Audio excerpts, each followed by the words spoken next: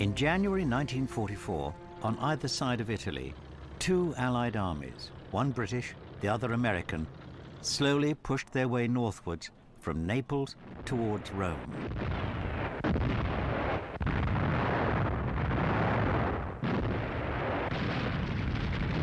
Finally, they came upon Germany's main defensive position to the south of Rome, known as the Gustav Line. Anchored on one of the strongest natural defenses in Europe, the formidable defenses had been strengthened by months of preparation and were manned by crack German troops. For 5 long months in bitter weather, the Allies attacked the German defenses. Divisions from America, Britain, New Zealand, India, Poland and France saw action in 4 savage battles before the German resistance finally broke. This was Monte Cassino.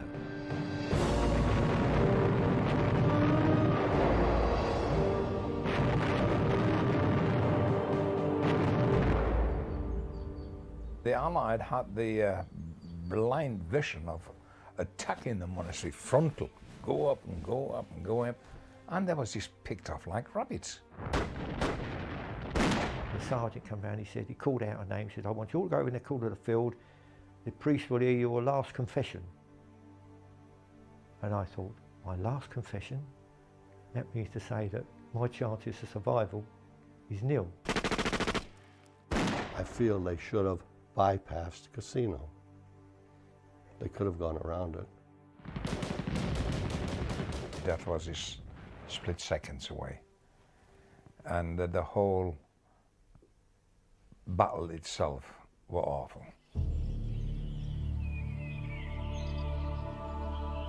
Monte Cassino is remembered not just because it was one of the fiercest battles in a very hard-fought war, but also because it provoked sharp disagreements over strategy between the British and American allies, exposing the great difficulties of coalition warfare.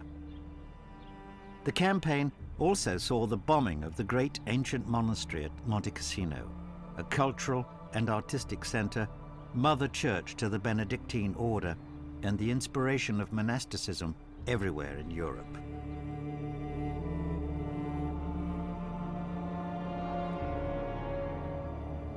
Divisions between the Allies in part explain why the capture of Monte Cassino proved to be so difficult.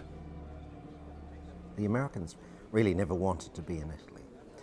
They somehow felt that the British had tricked them, and they thought that they would be dragged into a campaign that would simply delay what they saw as being far more important, and that was Overlord, the invasion of Normandy, and the opening of a real second front on the European continent. Churchill wanted to engage the Germans wherever and whenever he could. And Italy is the place where Churchill wants to do it.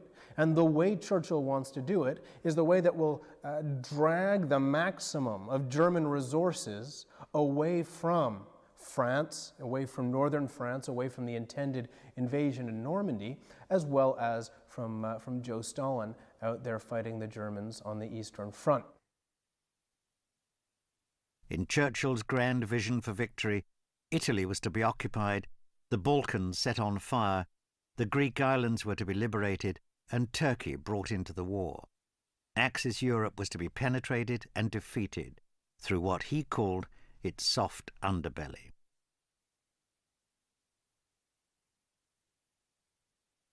American support for an Italian campaign was therefore given grudgingly, and as a consequence, there were never enough American men, supplies, and equipment to produce a swift result. In addition, there was considerable friction between the Allied commanders. Lieutenant General Mark Clark, who commanded the American Fifth Army, was young and ambitious, but no lover of things British. Sadly, he had a poor relationship with the overall theatre commander, the very British General the Honourable Sir Harold Alexander. I think one of the things we must remember about Clark is that he wasn't so much anti-British as pro-Clark. Clark was going to be against anyone American or British, who stood in his way. Because Clark was a man of immense personal ambition. And if the British thwarted him in his ambition, then he was going to be anti-British. But had it been an American general who was thwarting him, he would have been equally anti that general. On the German side, the commanders were seasoned professionals. The overall commander in Italy was Field Marshal Albert Kesselring. Kesselring, an Air Force man, well regarded by his staff, well regarded by his troops. A lot of forethought, a lot of foresight, and particularly when he realised that the Allies were going to invade Italy, he'd had the sense to realise that the way to deal with it was by a slow withdrawal up the leg of Italy. Under him, and in command at Monte Cassino, was an even more remarkable man, Fridolin von Senger und Ettelin. Monte Cassino is his battle. First of all, the defensive preparations are brilliantly done. And as the battle develops, he goes forward, he knows what his soldiers need on the ground. He gives them both the reassurance of a man who knows what he's doing and the supplies and the ammunition necessary to fight the battle. The Gustav line lay across the two best north-south roads in Italy, connecting Rome with Naples. A great steep spur led to the coast from the impassable mountains of central Italy. At the end of this spur, dominating the two valleys below, stood the Benedictine monastery. At the foot of Monastery Hill lay the market town of Cassino, through which ran the best of the two main roads. Finally, issuing from the mountain pass and swirling past the town to the coast, was the Rapido River, only 60 feet wide, but 10 feet deep and flowing fast at 8 miles an hour. Mountain, town and river thereby combined to block any Allied attempt to break into the wide and flat Liri Valley, the direct route to Rome.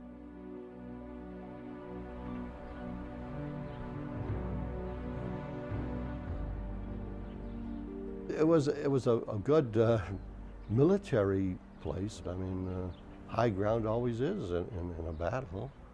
You can look over the countryside as the advantage.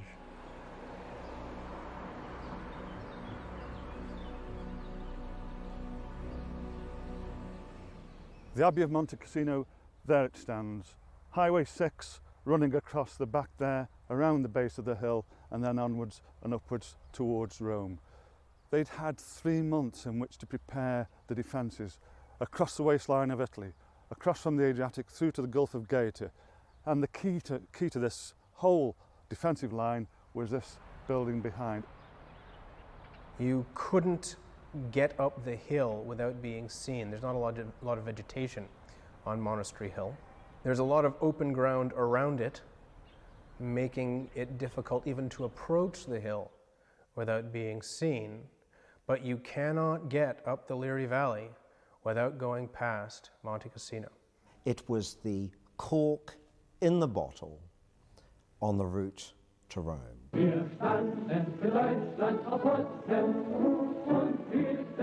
The Führer expects the bitterest struggle for every yard, read a German order of the day, and von Senger's men prepared for exactly that. The valley in front of Cassino was flooded to make it impassable for tanks. Mines and barbed wire were laid along the Rapido River. Mortars and machine guns were posted on the German side. The town's entire population was expelled. Its larger buildings were reinforced to become fortresses, while smaller ones were demolished to clear fields of fire.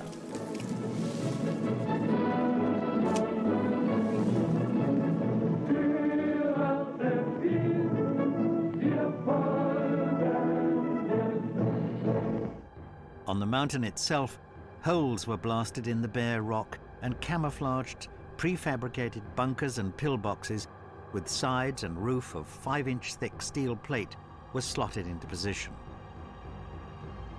Smaller 2-man weapon pits were blasted out and lined with concrete. Machine guns were placed on every slight rise along the ridge lines in order that their interlocking fire could sweep the entire area. Finally, observers in the hills were connected to a fire control plan that could bring down a deadly barrage of mortar and artillery fire within minutes. Once when I got to Cassino, you were absolutely trapped there. And you couldn't even have hot tea or anything in the daytime because they saw slightest bit of smoke. They'd put a shell down where the smoke was. You just couldn't move at all. They could look right over your positions.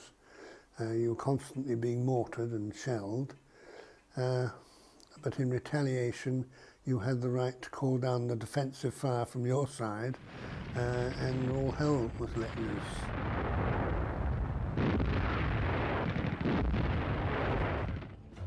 Lieutenant General Clark's Fifth Army, which included American, British and French troops, toiled up to the German Gustav line on the 15th of January 1944. The assault on the position began a mere 48 hours later, an impossibly short time to plan and prepare for a major attack, and the result was a predictable disaster. On the extreme left, near the coast, British troops forced a crossing of the river, but were pinned down and unable to expand their bridgehead. Worse than this, the American 36th Texas Division in the center was, in 2 days and nights, destroyed as a fighting unit. Even to reach the Rapido River, the troops had to flounder across 2 miles of swamp and mud laced with barbed wire and studded with mines. Some attacks were made at night in a rising fog, under heavy artillery and machine gun fire. Incredibly, a number of troops managed to get across the fast-flowing river, but they were immediately pinned down on the other side. Engineers attempted to put up bridges to allow tank support, but these were destroyed almost at once by German shells. More men managed to get across during the day and the following night, but with no tank support and no ammunition resupply, the bridgehead could not be held. A handful of men got back at the end of the second night of the attack, but more than half of the attacking troops had been lost. Well, the Rapido crossings were an attempt to bounce the Gustav line, to bounce the Germans out of their defences. And of course it didn't work, because it was the middle of winter, everything was against it, it was under observation. The Germans had been able to build up a very strong position on the Gustav line, and so the attempts to cross within the night and establish a big enough bridgehead to secure the bridges that you needed to take your tanks across just simply wasn't possible. Only on the extreme right of the Allied line was there any progress. 2 miles upriver from Cassino town, the American 34th Division forced a crossing of the river, and after 8 days had battered their way to the foot of the mountain that rose from the valley of the Rapido. They now had to climb the sheer slopes of the mountain in order to fight their way onto the ridge that curled leftwards to the monastery and domination of the valleys below.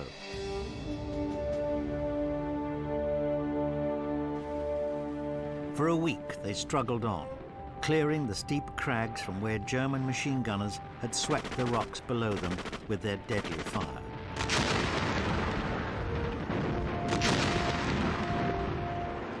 The first sergeant came along and he says, what's going to happen? We're going to have a rolling barrage starting at 3 o'clock, and at 3:15 it will rise and you'll follow through. And that's what happened. So at 3:15 it started to rise, so we followed through. We were walking along the path, and suddenly we came under small arms fire. The 34th Division got to within 1,000 yards of the monastery, but there they stopped, an absolutely spent and exhausted force. Our BAR man rolled over to reload his weapon, and a German hand grenade, a potato masher, flipped and fell, and he rolled back on top of the grenade, and it went off and severely wounded him in the stomach. And he came running back saying, I'm hit, will I die? And I says, no, if you just relax, take it easy, just relax, lay down, and don't move, don't run around. The first Battle of Monte Cassino had ended after 3.5 weeks. At terrible cost, the Fifth Army had punched a small crossing on the left of the line, fought their way into the mountains on the right, and had been disastrously repulsed in the center. The German line had been tested and had held firm, though some units in the mountains had suffered huge casualties. Von Senger und Etterlin was no doubt reasonably content with the situation.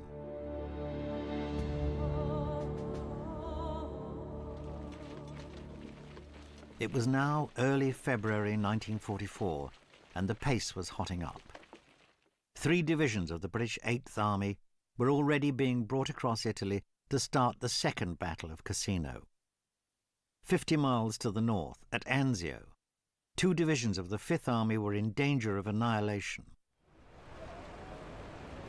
Frustrated by the slow progress of the Italian campaign, Churchill had insisted on an amphibious landing at Anzio, which lay behind the German lines. Churchill's concept is go around the Gustav line, a step towards Rome, land on the beach there, and even if you can't actually land on the beach there and destroy the Germans, you'll force the Germans to commit troops to attacking that landing. You'll draw them away from the rest of the Gustav line. You'll weaken the Gustav line. And when the Germans weaken the Gustav line, that's when you hit them. The fact was that the disastrous first attack on Cassino had been improvised in such haste because it had to coincide with the Anzio landing on the 22nd of January. It was hoped that the Anzio campaign would panic the Germans out of their defences and into a retreat. But there was no panic and no retreat. The Allies had only enough landing craft to put 2 divisions ashore at Anzio, too weak a force to be a real threat.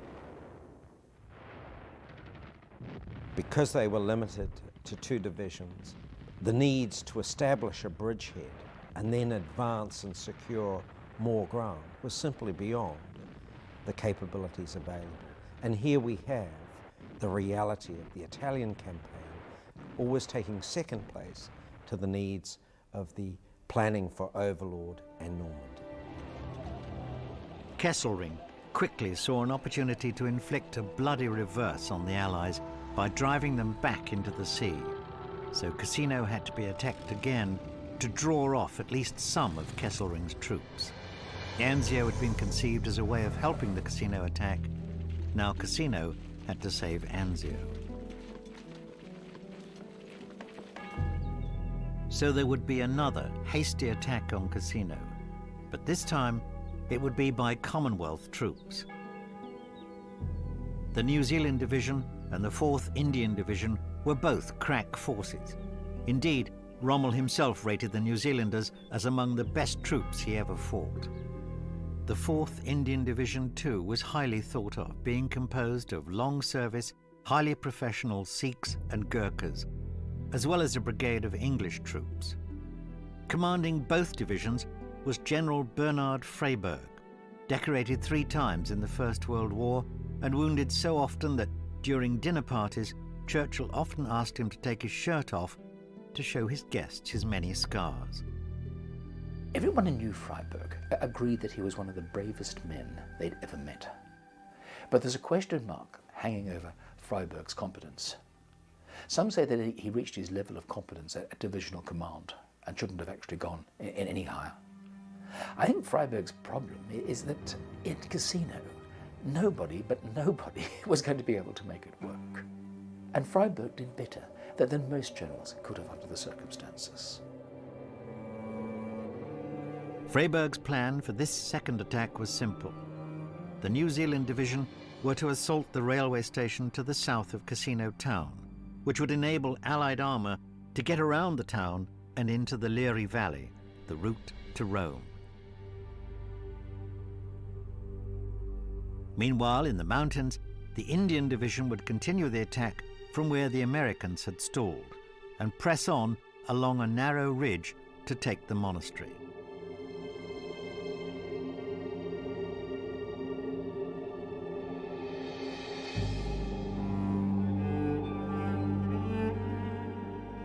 This plan put the ancient monastery squarely in the line of fire. Although it was right in the center of the German line, the Germans always insisted that they had not fortified the monastery, nor put any troops into it. The Germans also very publicly removed the monastery's treasures and evacuated all its monks, apart from the aged abbot and half a dozen companions. Freiburg was now faced with a tough decision. The Germans certainly had gun pits placed right up to the monastery walls, and few were inclined to trust their assurances that there were no guns within the walls themselves.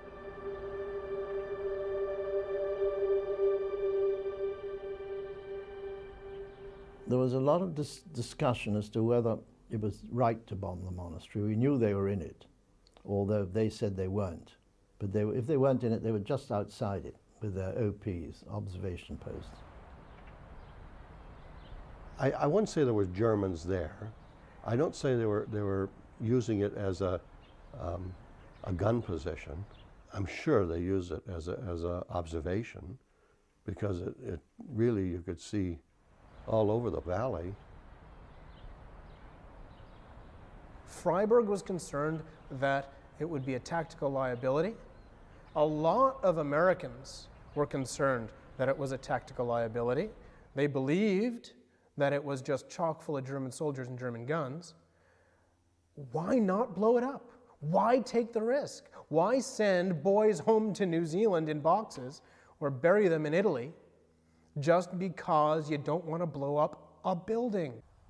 The New Zealand commanders were not prepared to lose men on the strength that the Germans may not be in the monastery.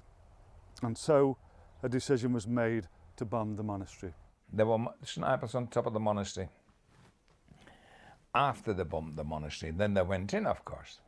But not before? No.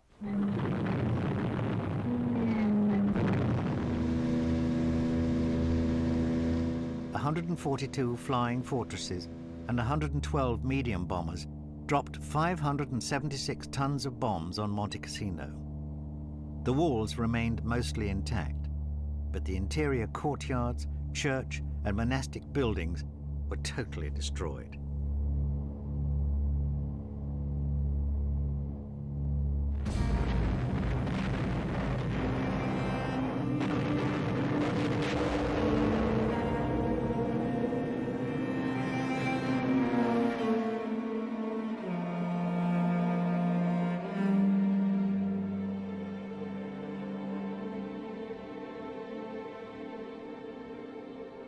When the monastery was bombed, the troops cheered and cheered and cheered because they hated this overwhelming presence above them, like an avenging angel.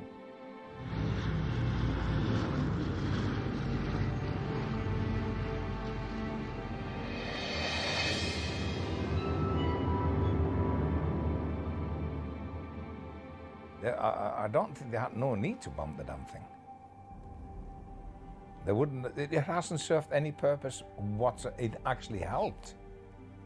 As soon as that was up, they were in. The abbot and his companions survived the attack and gave the Germans a statement confirming that there had been no troops in the building when it was bombed.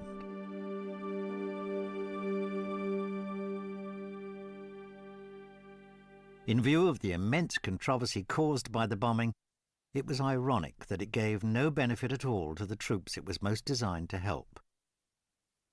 Once the monastery was bombed, there was then, instead of them making the attack go in right away, it sort of faded a bit for a few hours before the attack went in. In that time, it gave the Germans time to get their machine gun set up, and they created havoc amongst the advancing troops. After the bombing of the monastery, there when the 4th Regiment went into that because they were the biggest fortress you can imagine. The Indians, newly arrived on the mountain, occupied half of the long, narrow, boomerang-shaped ridge that led on to Monastery Hill. Their attack on the monastery, barely 1,000 yards away, was supposed to start from a rocky hillock on the ridge named Point 593. But this was still in German hands when the bombing took place, and there it remained. For 3 nights in succession, English and Indian troops tried to creep along the narrow ridge and storm Point 593 to get at the monastery. They tried first at company strength, then battalion, and then with 3 battalions. It was the same result each time. The attacks were beaten back with huge losses. The mountain assault simply had to be given up. For each night, half the attackers had been killed or wounded. Sufficient numbers could never be concentrated on the long, narrow ridge to capture it. Freyberg's other attack, however, in the valley against the railway station, came agonizingly close to success. Made at night by 2 companies of the New Zealand Division, they gained a foothold during the heavy fighting. But daylight brought a determined counterattack by German tanks and infantry that left the New Zealanders with no option but to retreat. More than half their number were killed or wounded during the attack. Freyberg decides to cancel the battle, to close it down, at that point where some commentators have said that the New Zealanders had actually almost succeeded in taking Cassino. Now, he was actually right to close down the battle at this point, because even if he'd succeeded in holding on to the railway station, what good was it going to do? No matter what you do in the railway station, no matter what you do in the surrounding buildings, look up the hill. Look up the hill, because up the hill, Monastery Hill, there are the Germans. The Germans can look down and they can drop mortar bombs on you, call in artillery on you, shoot at you with machine guns, anything they want. Because whatever you do at the railway station, Monastery Hill is still looming over you.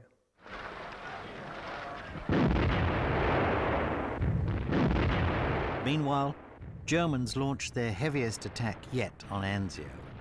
Somehow, the Allies held their position, but they knew full well that Germans would attack again, and therefore the pressure on Cassino could not be relaxed.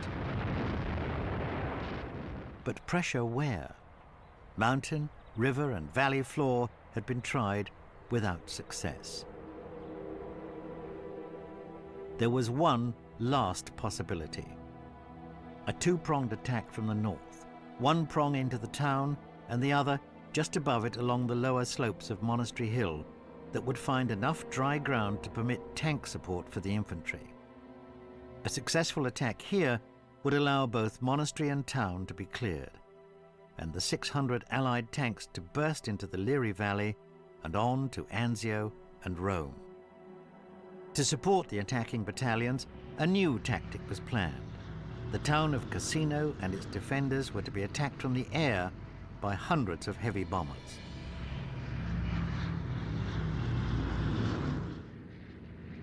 Heavy bombers were needed to support the infantry because they had nothing else that was big enough to do the job. But of course that created problems in itself because the British and the Americans weren't that good at cooperation between air and ground. And they had never experimented using strategic bombers, heavy bombers, in support of ground operations.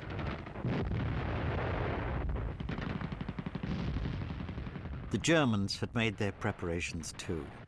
Artillery, machine guns and dug-in tanks laced the lower slopes of Monastery Hill, and the strong stone houses of the town, reinforced with concrete and steel, concealed tanks and automatic weapons.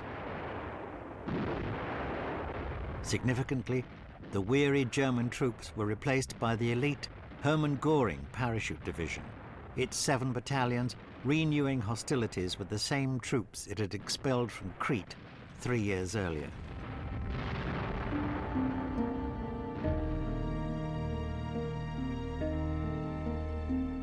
The weather then took a hand. At least 3 fine days in succession were required for the ground to dry out and for the bombers to hit their targets.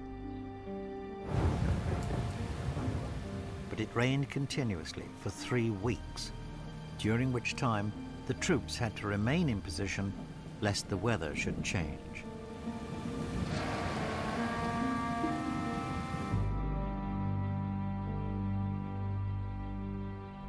Finally, on the 15th of March, the weather cleared and Operation Bradman began.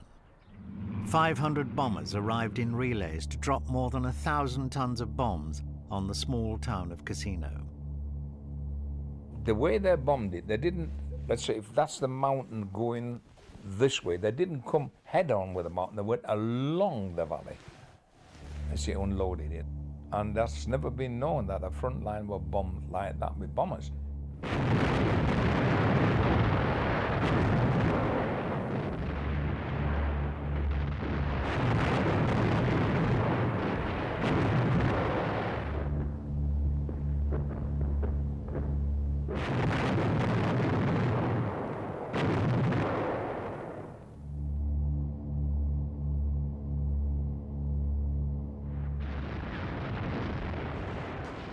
Two files of New Zealanders, preceded by tanks, began moving southwards into the town, and a third climbed onto the lower slopes of Monastery Hill to dig the Germans out of Castle Hill, an important rise on the ridge halfway between the town and the monastery.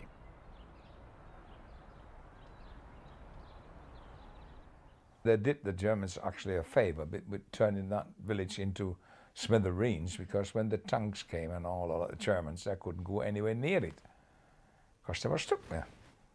That's it. Then the infantry had to take over, and of course that were 1-to-1. That were easier than fighting tanks, you see.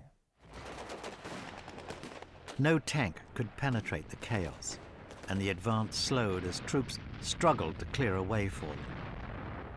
They were further hampered by Germans who opened fire from the rubble, although half of the 360 parachute men in the town were already dead. But that night, the Germans sent in reinforcements, concentrating their resistance around and inside 2 large hotels, the Continental and the Roses, which were at the southern end of the town. As the fighting in the town became a stalemate, so did the battle for the slopes of Monastery Hill.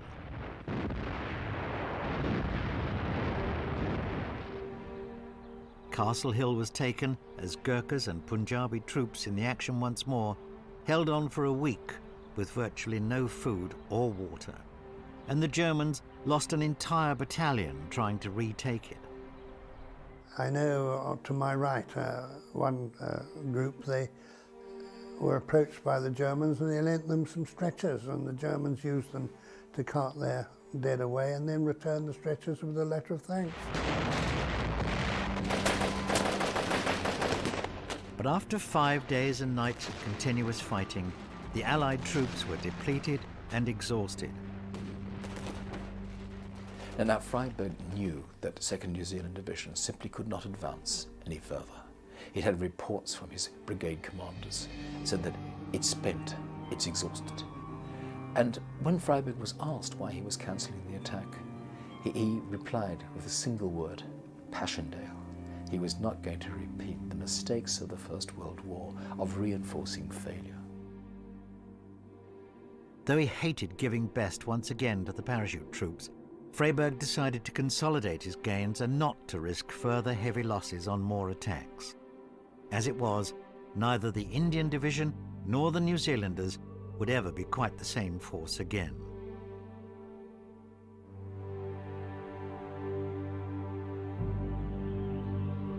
The end of the Third Battle of Cassino on the 24th of March brought a relatively calm period of 6 weeks.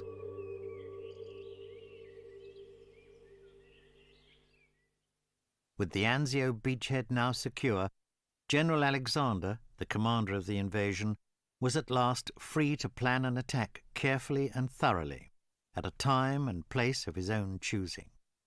He intended not merely a breakthrough at Cassino, but a battle to encircle and destroy all the German forces in Italy. 8th Army was traveling up the east coast of Italy, and then the American 5th Army, with a lot of British divisions in it and French, had made attacks on Cassino, which had failed. So General Alexander and General Lees concocted a plan of bringing secretly the 8th Army across from the east to the west.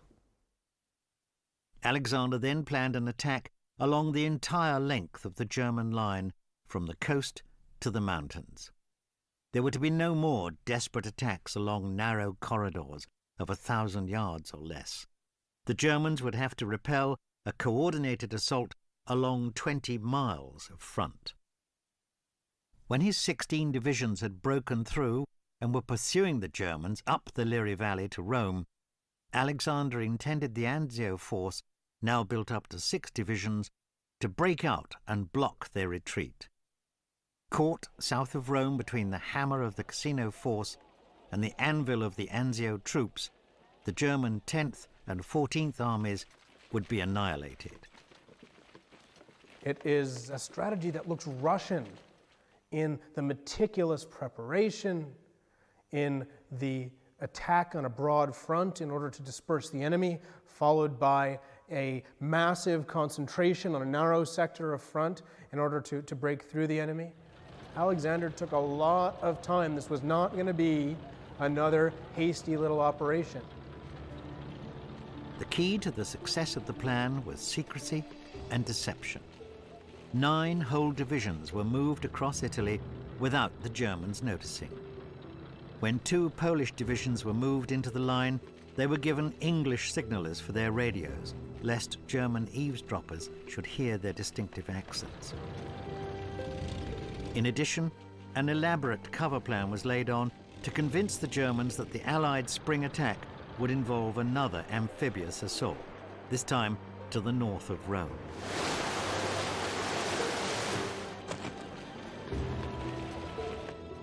It all went, in the phrase of the time, like a marble clock. So complete was the surprise that von Senger was actually on leave when the blow fell. On the 11th of May, in the evening, when it was just breaking dark, there was no shelling going on. So funny, eerie, no artillery, it was quiet as a mouse. And we kept saying, this mate of mine in the foxhole, we kept saying, there's something coming, there's something going on. HR was at 11 o'clock, 2300 hours in the evening. And the BBC was going to send a signal out so that all these 1,100 guns on our front and the rest on the American front could open up at exactly at that time. The whole front line towards, which you could see, that's what going towards Naples, just the distance in the hills, it just appeared as if somebody was switching all the lights on.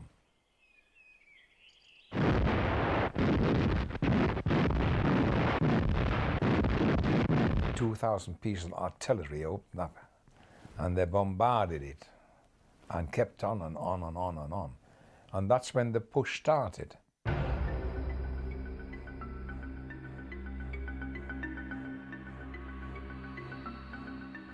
On the extreme left, next to the sea, 2 American divisions were repulsed. Inland, a little further, however, 2 French divisions began breaking into the mass of the Aurigny Mountains. In the Rapido Valley, scene of the disastrous first battle, British and Indian troops forced their way across the river. The Germans there received another unpleasant surprise as 2 British tanks followed the infantry, each carrying a section of a bridge on its turret.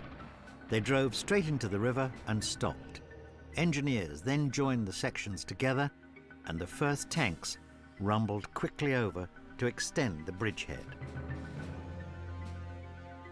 On the extreme right, the Poles found the mountain defences as difficult to overcome as before, and their first night's attack brought no gain. But with 2 divisions, they could now attack the German strongpoints on the adjacent ridges, whose crossfire had crippled the Indian division's earlier attacks. they began making progress.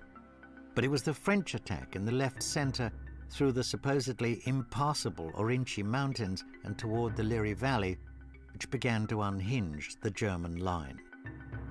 Already under pressure in the centre from the British crossing of the Rapido, the Germans fell back 6 miles to their next line of defence.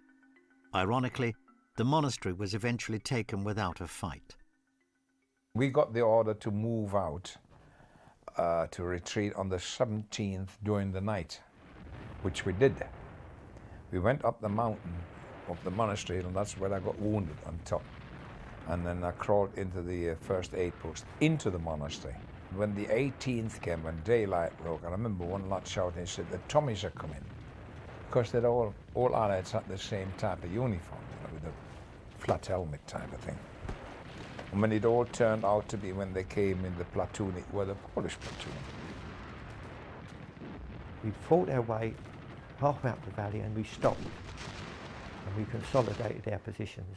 And that morning we looked up and everybody was saying, look, look, look. And on top of the monastery flew a red and white flag, which was the Polish flag. And we looked up and down the mountainside come the Germans with a white flag to surrender. And that was the fall of the monastery.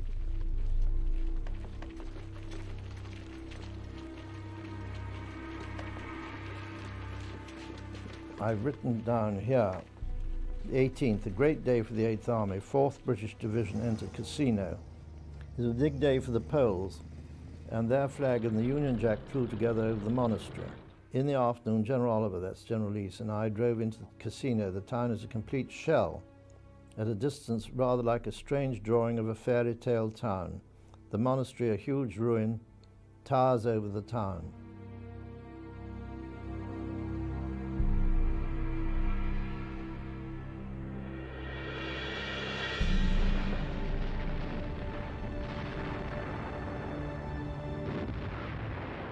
Several days of hard combat saw the last German line broken, and the Allies at last began to fight their way up the Liri Valley, delayed by German mines, booby traps and rear guards, and their own traffic jams.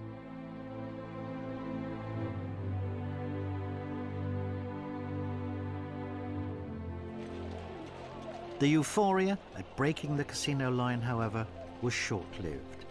It was replaced by disappointment, frustration, and anger. There were two reasons. Firstly, although the 6 divisions at Anzio broke out of the German ring as planned and began fighting their way eastwards to cut off the German retreat from Cassino, Lieutenant General Clark suddenly ordered a substantial part of the force northwards. The small force remaining was inadequate to bottle up the retreating Germans, who swept into and out of Rome and onto positions 100 miles further north.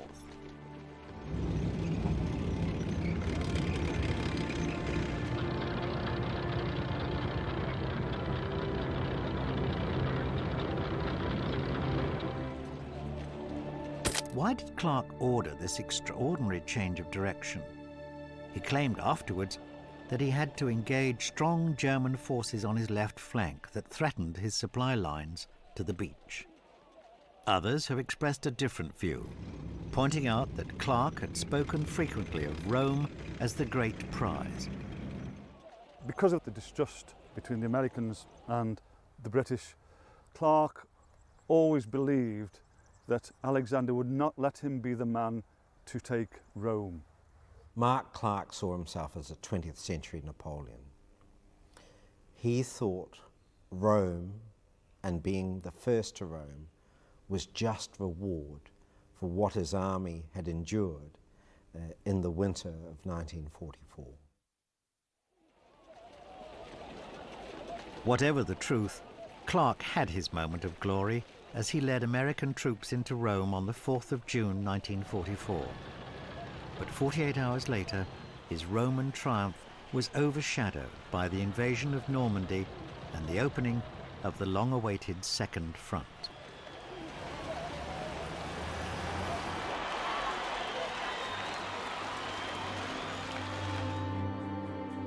The second disappointment was caused by the Allied grand strategy. At the Americans' insistence, the invasion of Normandy was to be followed and supported by an invasion of southern France. Accordingly, General Alexander was forced to surrender 7 of his best divisions for the invasion. With them, his chance of bouncing the Germans quickly out of Italy. It was a frustrating end to a frustrating campaign. At the heart of what happened in Italy is the fact that the whole Mediterranean strategy was deeply flawed. One does not invade a mountainous peninsula from the south and then fight one's way north. This is just stupid. The question is still debated. Was there an alternative to the Italian campaign? Was the bloody struggle for Cassino warranted? I think the reality is yes. What was happening in the spring offensive at Cassino meant that important divisions, and very good divisions, that would have been invaluable to the Germans in Normandy and northwest Europe weren't available because they were in Italy.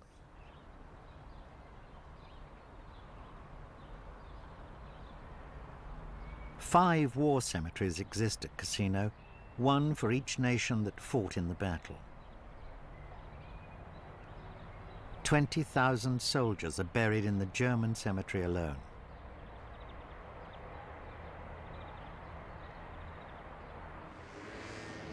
Amid the bustle of tourists in the rebuilt town and monastery, the endless ranks of crosses are all that is left to remind the visitor of the sacrifices made during this most savage of battles.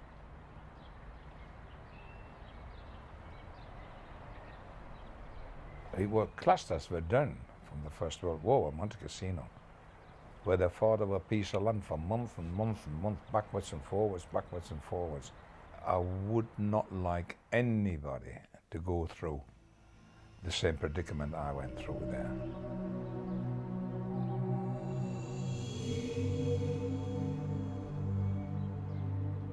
Up into the mountains, on the grim slopes of the old 593, there is this inscription: "For our freedom and yours, we soldiers of Poland gave our soul to God, our life to the soil of Italy, our hearts to Poland."